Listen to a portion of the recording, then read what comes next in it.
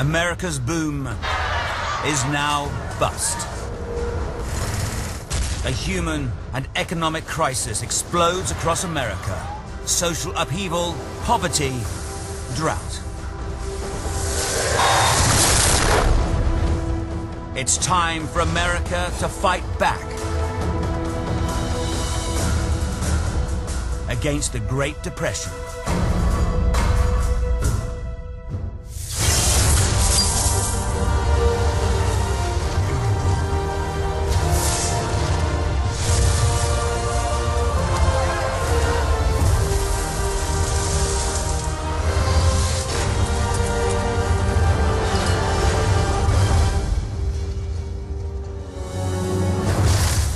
The 1920s is boom time in America. Money flows and oil wells explode. Though farmers are struggling, cities expand. Skyscrapers go higher than share prices on the stock market. Americans aspire to own cars and new homes in suburbs like Hollywoodland. By 1929, more money is spent on advertising than on education. We got a little carried away with consumerism and capitalism, and it bit us in the butt. The boom is built on credit. In 1929, $6 billion of goods are bought on credit, but 80% of Americans have no savings at all. Some stocks are valued at 50 times what they're really worth. A giant bubble just ready to burst.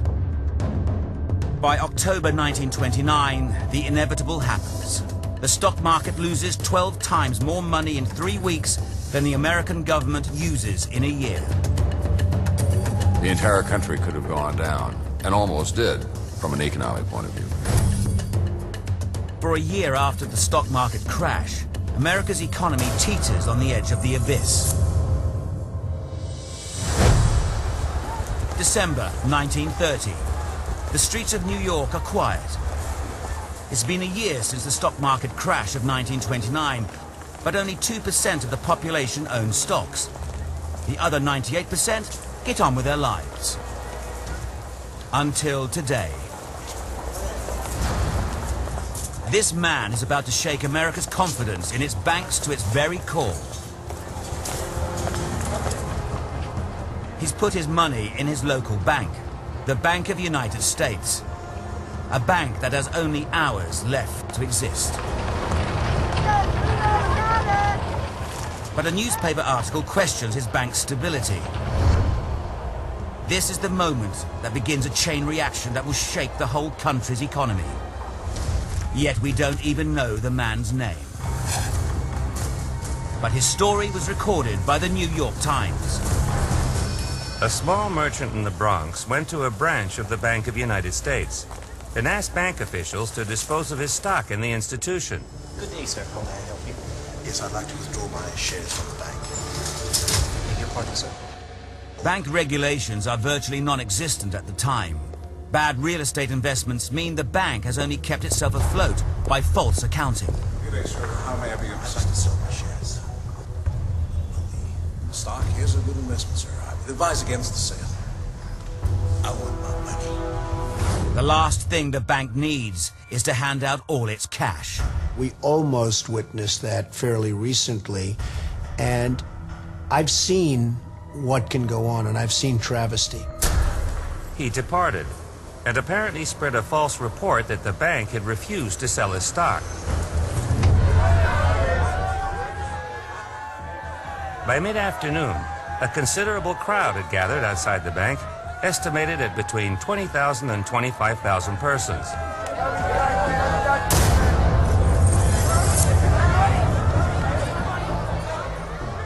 This is the day worry turns to panic. Would the banks go the same way as the stock market? Hysteria spreads like wildfire. $2 million are withdrawn from this branch alone. Even though all the anxious depositors who asked for their money before closing time were given it, the crowd became restless. A squad of police were sent in to control them.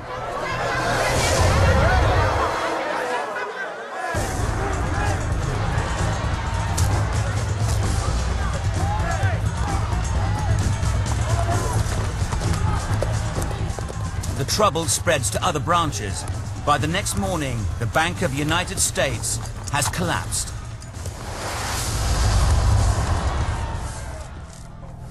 Confidence in US banks disintegrates. In the last 60 days of 1930, 600 banks shut. Banks close in wave after wave across the country. By 1933, there are 28 states without a single bank open. Unlike today, the federal government does not bail out the banks. Unemployment goes from 4 million in 1930 to 12 million in 1932. Every day 1,000 homes are repossessed. 200,000 vagrant children wander the country. 34 million Americans have no source of income. It was an American tragedy, the Depression was, and it took American ingenuity to lift America out of it. The fight back starts here. Vast building projects, publicly funded, privately built. This is Frank Hurry Up Crow. He's already built 6 dams on time and under budget. And now he has his eye on something even bigger. The Colorado River. I was wild to build this dam. The biggest dam ever built by anyone, anywhere. The Colorado River is one of the most powerful rivers in the world. Every second, twice as much water tears through these canyons than goes over Niagara Falls. Frank Crow's plan is to harness it. The water and hydroelectricity will transform the whole of the Southwest. March 4th, 1931. The government gives the go-ahead to build the Hoover Dam. The Hoover Dam, even before they started building it, it became a metaphor. People saw it as a statement of America's fortitude, of our ingenuity, of our talent for hard work, and for our willingness to transform the environment around us. The Hoover Dam will cost nearly $1 billion in today's money. Frank Crow is offered a 2.5% cut of the dam's profits if he gets the job done quickly. It should take 6 years to build, but Frank says it can be done in 4. 42,000 men come from across the country looking for jobs on the biggest construction site in America. Frank Crow takes 5,000 men willing to work harder and faster than anyone else. It's the survival of the fittest.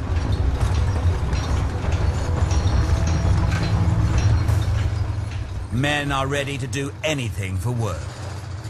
There's a large can-do attitude in the United States, and it comes from the fact that over the centuries, there has been a lot of adversity, and we have usually triumphed. First, it was the triumph of developing this whole vast continent, putting in railroad lines, putting in all the civil engineering to support it, putting in Hoover Dam. These were all incredible challenges.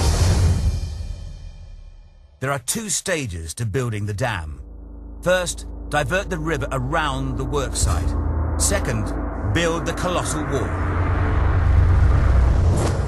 To divert the raging Colorado River, 4 massive tunnels are drilled through 5 kilometers of solid rock. Each tunnel is as wide as a 4-lane motorway and as tall as a 5-story building. Over 5.5 million liters of water can flow through here every second. The Hoover Dam was a statement about what America was all about. Nothing is too big to take on, and we're going to change this country. If Frank Crow was in a hurry before, now the pressure is doubled. Time and money are tight because tunnels can only be dug when the river is low. That's only 4 months a year. Plus, there's a $3,000 fine for every day the project falls behind schedule. The clock is ticking. Frank's answer is as bold as he is. gigantic mobile drilling rigs.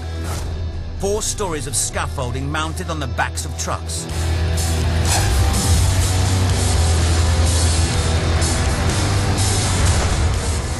Up to 30 men drill into the rock around the clock, 24 hours a day.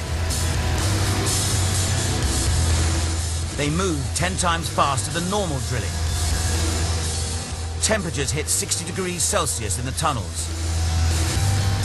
Frank just pushes harder.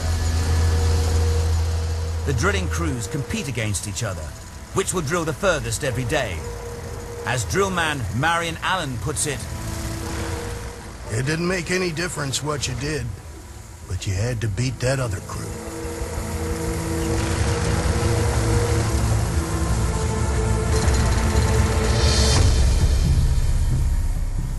Deadly fumes pump out of the trucks.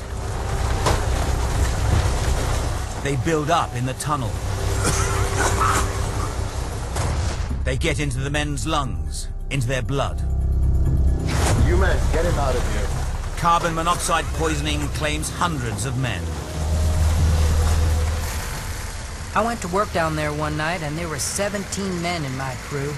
The next morning, myself and 3 others was all that was left. All the rest was taken out sick. It was rough.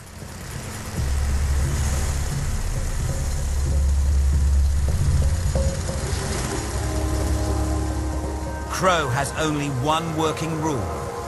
To hell with excuses. Get results. But the drive to get results quickly will have deadly consequences. Men desperate to keep their jobs make mistakes, like trying to clear rubble before the blasting is finished. You are having to dynamite areas, and you have to dig out. There's machinery, but you're still using a lot of pick and shovel. Treacherous work. A miner's wife remembers one worker desperate to keep his job. Everybody was trying to work in the tunnels. This man was so anxious to work that he just went into the tunnel too quick. Just as he put his shovel in, there was a delayed blast. The company says 96 men died. Workers claim it's hundreds. The tunnels are finished 11 months ahead of schedule, but that's just the beginning of the Hoover Dam. The hardest job is yet to come, building the biggest concrete structure on Earth.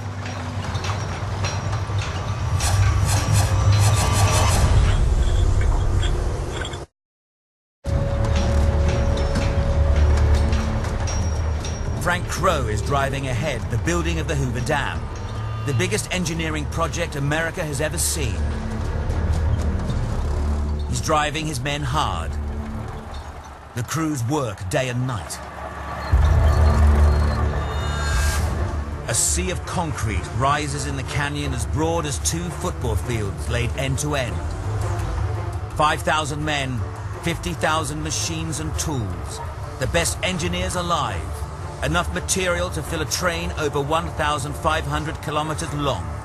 This is the 1930s equivalent of putting a man on the moon.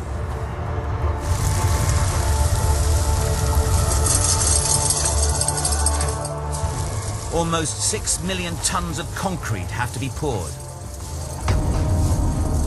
That's enough to lay a meter-wide pavement around the world.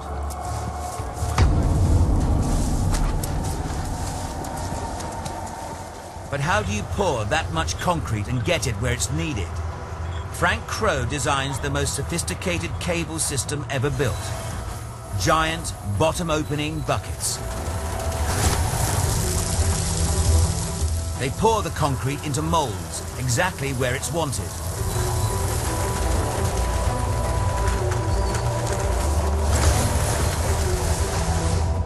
Concrete was invented by the Romans 2,000 years ago. But the Hoover Dam is the first large concrete dam in history. Today, virtually all dams are made of concrete. It's malleable and it's strong. It's the world's favorite building material for any structure. Frank is up against the clock, and he has a big problem. The drying concrete generates heat. If the dam were constructed in a single continuous pour, it would put out enough heat to bake 500,000 loaves of bread every day for 3 years.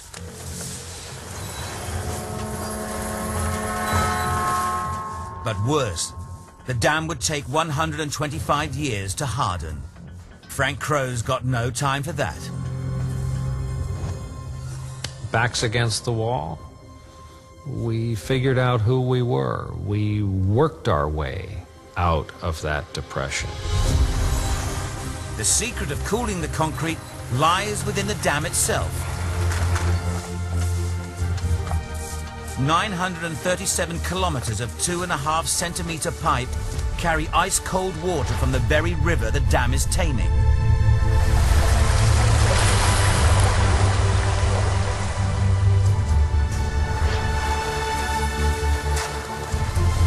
No one had ever thought of this before, and those pipes are still in the Hoover Dam today.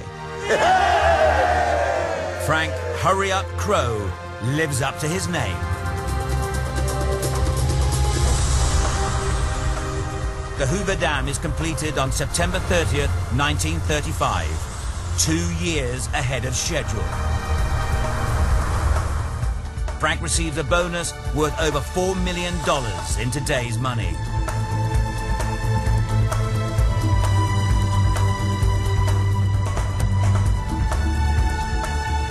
For those workers to have built something as monumental and as challenging as Hoover Dam was an astonishing feat of construction. And I think it gave us all a sense of the possible. It's 1936, and the Hoover Dam is the largest hydroelectric power producing facility in the world. Each of the 17 generators weighs more than 4 jumbo jets. Together, they can supply power to 750,000 people in booming cities like Los Angeles. The dam creates Lake Mead. At over 600 square kilometers, it is the biggest reservoir in America. It helps California produce more food for America than any other state. The Hoover Dam workers make something else boom as well. A little town 50 kilometers away where they go to drink and gamble. Its name? Las Vegas.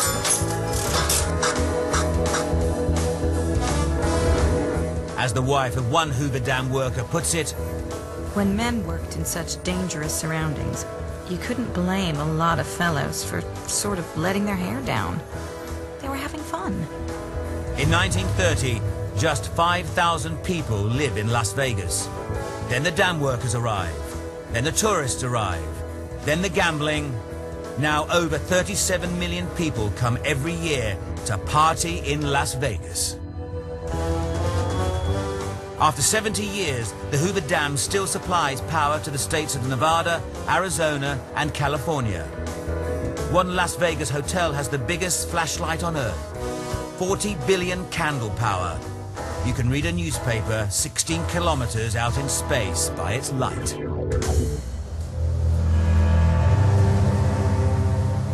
It's 1934, and darkness falls across America. In the worst environmental disaster in American history, dust storms hit New York, Chicago, and Boston. In Manhattan, the streetlights come on at midday. A monstrous dust storm, 3,000 kilometers wide, stretching from America's Great Plains to the Atlantic Ocean. The air turns to earth. The storm carries 3 tons of dust for every American alive. Ships stop off the eastern seaboard, not sure what is happening. The cloud reminds the captain of the ship, the Deutschland, of the sands of the Sahara blowing out to sea. But now, the clouds are devouring the Statue of Liberty.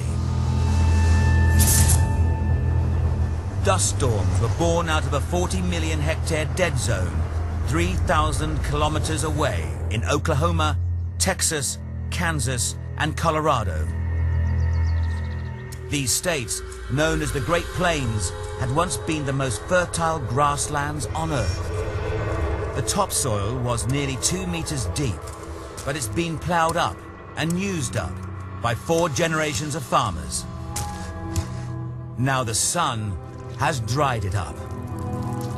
What really did the farmers in was an environmental cataclysm that involved an extended drought, high winds, and the loss of millions and millions of tons of topsoil. It was almost as though the heavens themselves had turned against the farmers.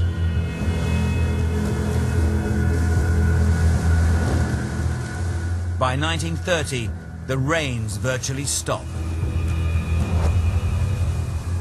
The lighter organic matter, the best soil, is literally gone with the wind. The tiny particles of soil are suspended in the air.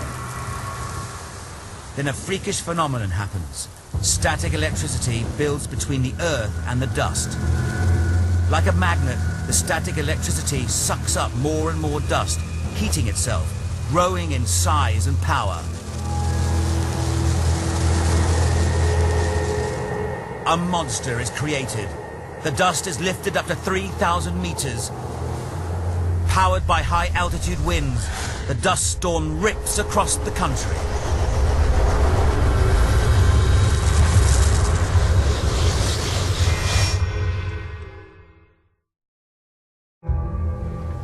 April 14th, 1935, Lamar, Colorado. Louise Walton, once a Broadway dancer and an actress. She gives up the glamour to breathe the clean, dry air of the prairies. The doctors say her lungs need it. Louise thrives on the southern plains, and so did her 6-year-old daughter, Jean. Until recently.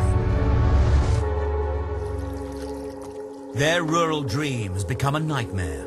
49 dust storms in the last 3 months. But today, the air is crisp and clear.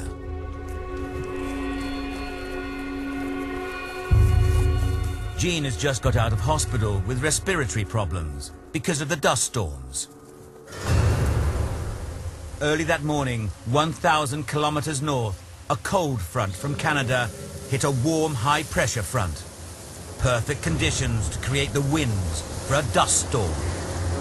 But this is not just any duster. By the time it passes Bismarck, North Dakota, it's the biggest, strongest dust storm ever seen in America. The cold front drives the storm south across the prairies. It's heading straight for Louise and Jean's place at over 100 kilometers per hour. It grows more and more powerful, producing enough static electricity to power New York City. By the time the storm reaches Lamar, Colorado, it is 300 kilometers wide. The temperature plunges. At 2:40 p.m., Jean finds herself looking into the heart of the storm.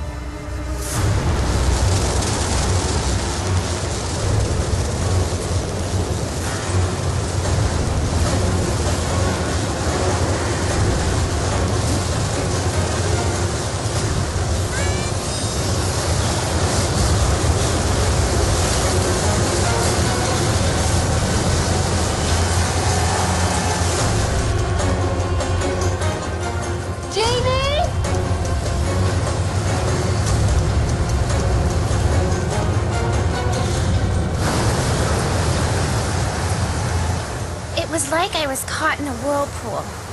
All of a sudden it got completely dark. I couldn't see a thing.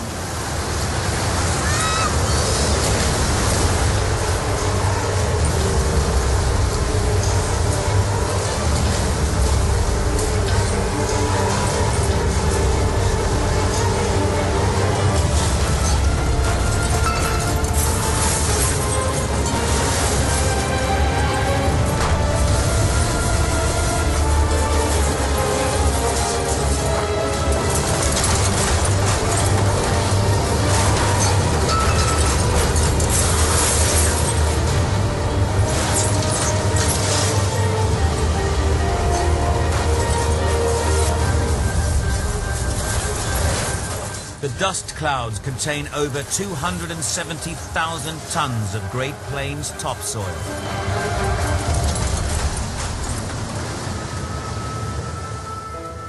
People tie themselves to ropes before going to a barn just a short distance away. Cattle die, and when they're cut open, their stomachs are full of sand.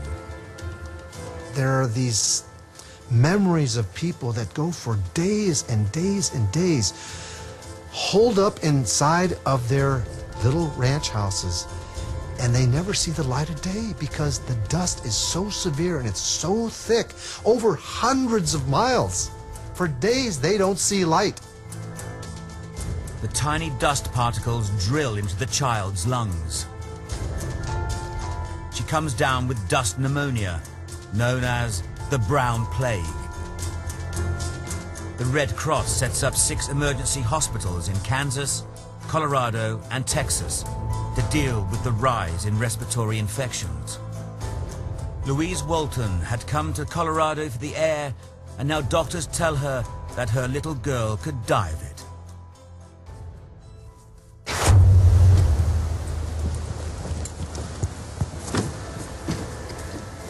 There is an exodus of biblical proportions underway on the Great Plains. By 1936, farmers are losing $25 million a day. Farming is no longer a possibility. The Great Depression takes hold. Their mortgage comes due, they can't pay it. They're not growing crops. They lose the family farm, they lose their identity. A century before, 500,000 people had gone west on these same trails looking for hope. Now, 250,000 of them are fleeing the Dust Bowl in despair. But not everyone has the choice to leave. Jean and Louise survive the event known as Black Sunday and stay put. They have nothing left but their determination and will.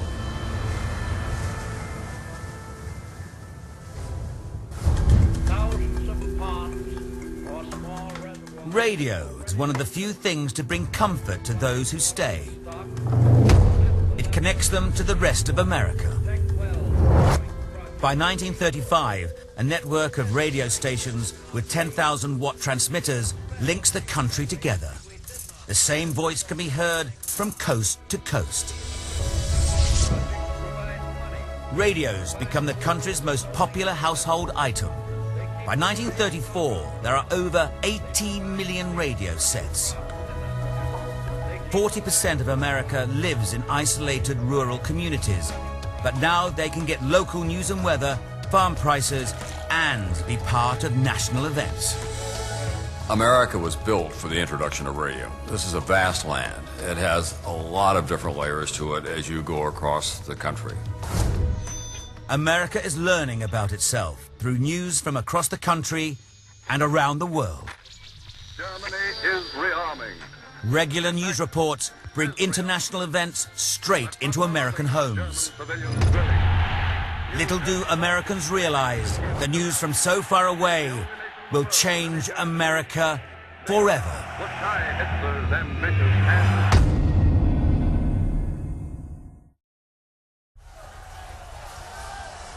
As America's Great Depression continues, Congress and government approve plans to build a series of structures they hope will help Americans through this dark time.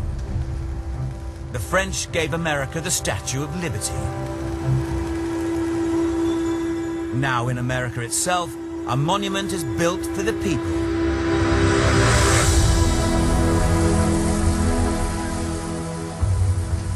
Blasted out of solid rock, Mount Rushmore is created. The blasting of Washington's chin and the first step in the world's largest monument is finished. It began in 1927 in a desolate corner of South Dakota as a way to attract tourists. Now it's a federally funded project, part of President Roosevelt's New Deal to reinvigorate the country. Soon they'll start on Jefferson, then Lincoln and Roosevelt. The heads alone will be 60 feet high, and Washington's nose is 19 feet long, as big as the head of the Sphinx in Egypt.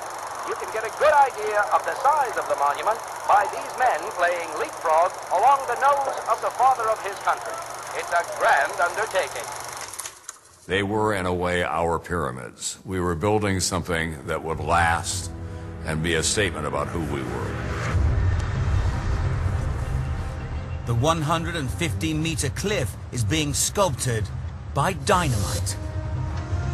A dangerous way to make a living for drillers like Bill Reynolds. Below Bill are 20 charges of dynamite able to blast 3 tons of solid rock. Above him is 18 meters of sheer cliff where the detonator and the hoist men are. Take me up! Drillers always move up to stay above any charges, just in case they should accidentally go off.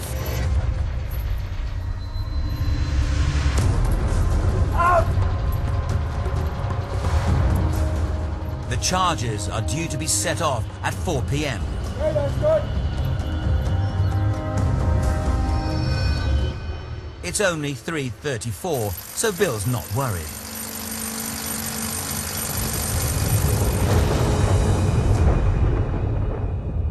But behind him, a mighty storm is brewing.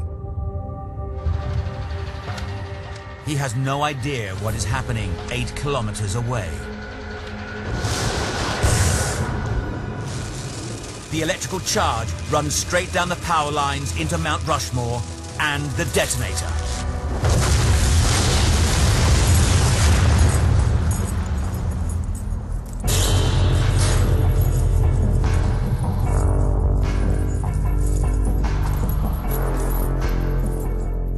Bill Reynolds survives with only a burst eardrum and his boots blown off.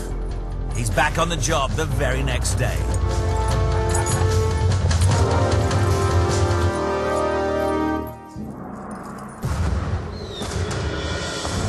Mount Rushmore becomes an iconic destination for the whole of America.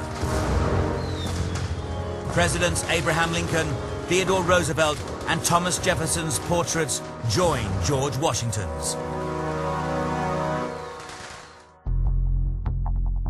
Ordinary men of the same proportions would stand as high as 40-story buildings and could wade the Mississippi River without even getting their knees wet. 10 extra centimeters of granite cover the president's faces to allow for erosion by wind and rain.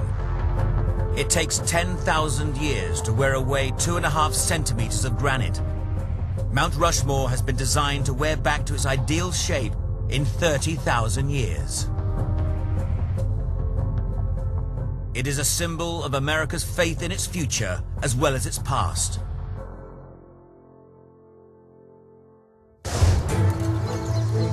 By 1936, 1 in 6 workers is still out of a job. Despite the government's public works programs, there is little economic recovery. The public works aren't working. Free enterprise is stagnating. It will take World War II to pull America out of its economic slump.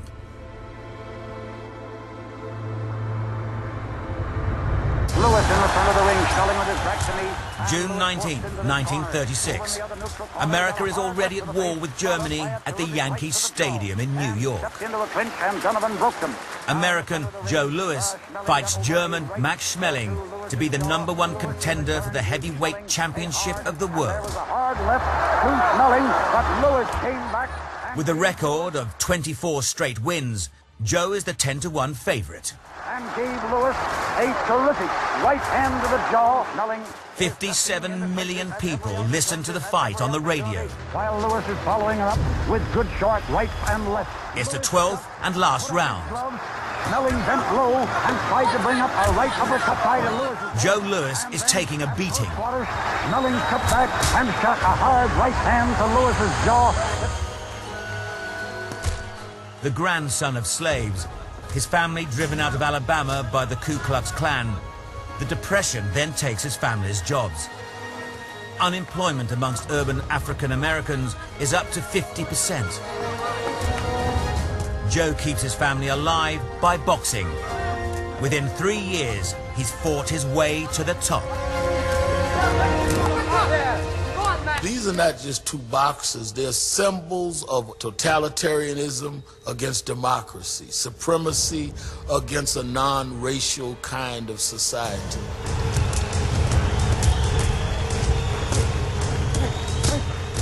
America sees Schmeling as old. He's 30, Joe's 22. Schmeling got over 2 more hard rights to Lewis's jaw.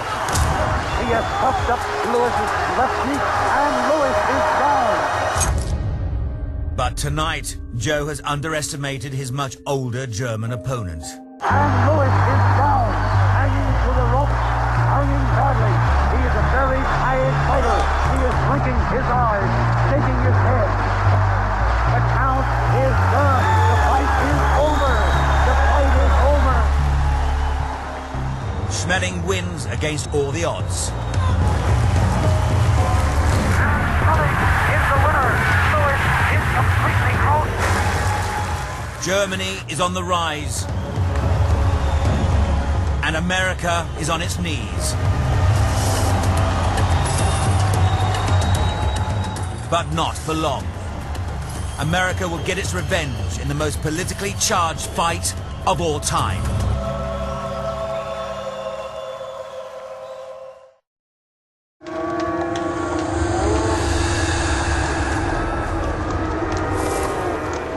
Boxer Joe Louis, just knocked out by Max Schmeling.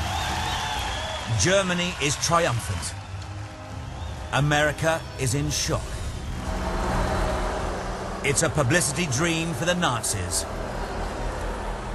Adolf Hitler calls Schmeling an Aryan Superman. Hitler considers Americans a mongrel race, doomed to the trash heap of history. Hitler says their mistake was freeing their slaves. I had been humiliated, and I had to prove that I was the best heavyweight around.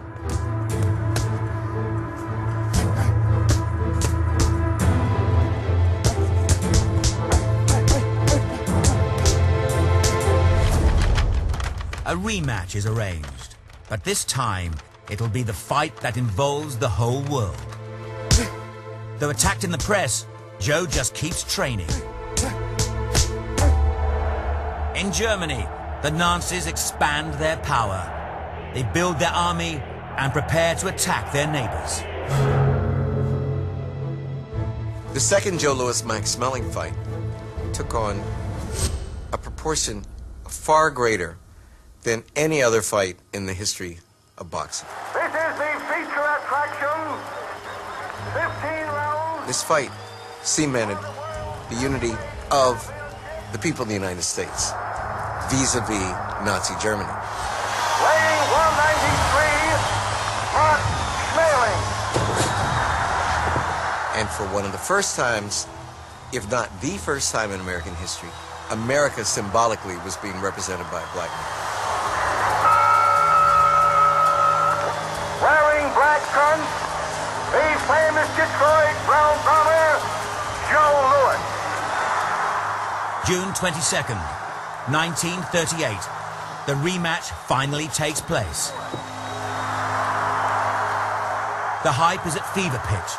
70,000 people pour into the Yankee Stadium in New York to watch the fight live.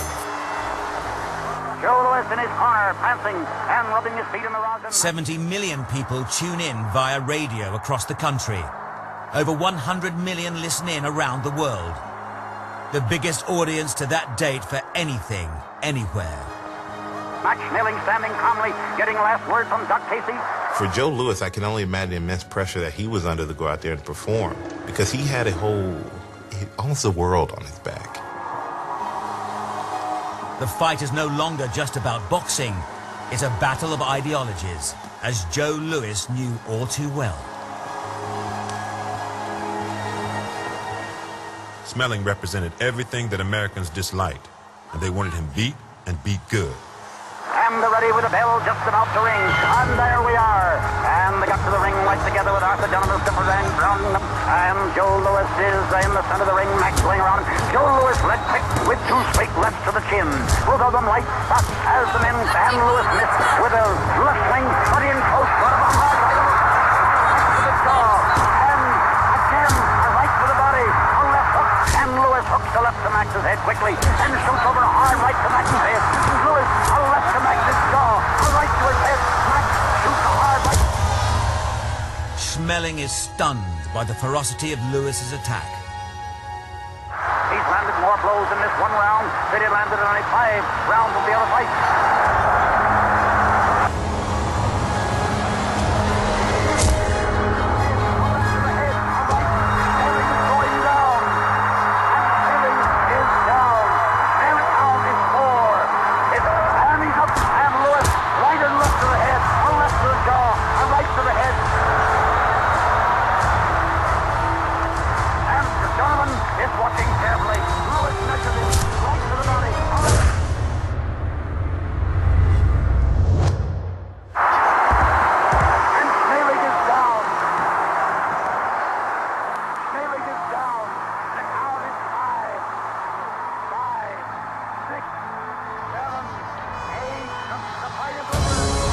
The second shortest heavyweight title fight in history is over in only 124 seconds.